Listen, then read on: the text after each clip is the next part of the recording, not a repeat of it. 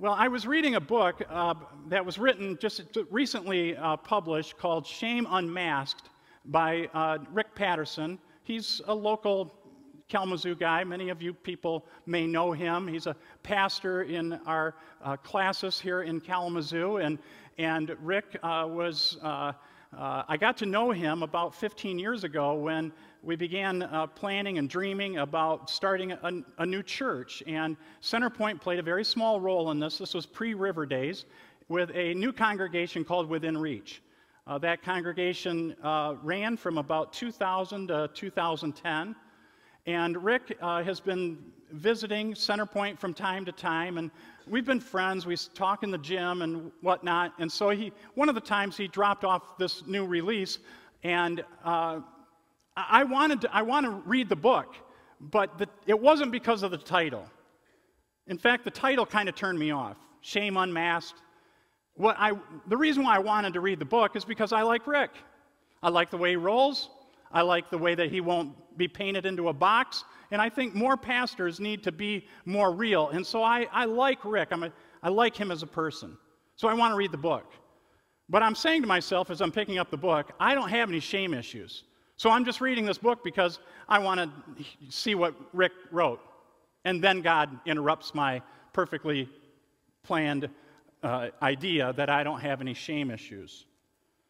And as I was reading the book, I was finding that God was beginning to speak to me. And again, he doesn't speak in this kind of audible voice. It's more of an intuition, more of a prompting. I've said before that my signature sin is pride. I've been pretty open about this, and I can't tell you how many times I've mentioned that I have had a lifetime struggle with trying to keep pride in its place. In fact, I've even used the terminology of prideaholic. So I've tried to be in pride recovery and doing the kinds of things that I think are pretty helpful in trying to keep pride in my rearview mirror. But as I'm reading this book, God started to arouse in me this idea to consider, is it possible that you've been labeling your signature sin incorrectly? What if you've got it wrong, is what I kind of sense God saying to me. What if your true malady isn't pride, but it's shame? What if you've been treating the symptom rather than dealing with the root?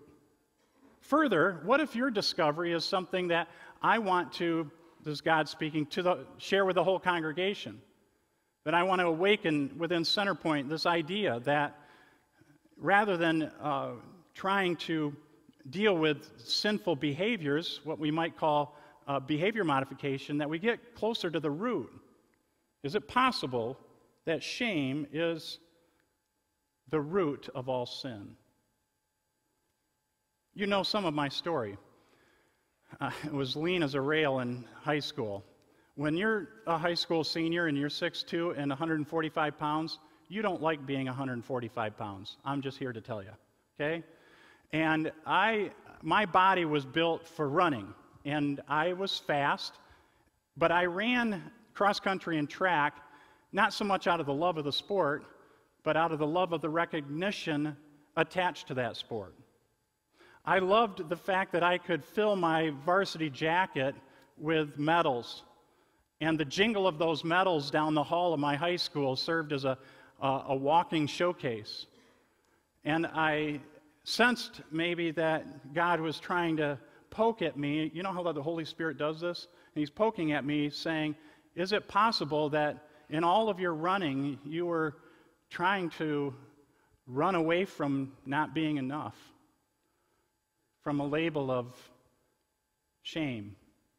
And what if when I got to college I started lifting and lifting and lifting, insane amounts of weights, because I didn't want to be viewed as not enough, that I wanted to get out from underneath the weight of that label.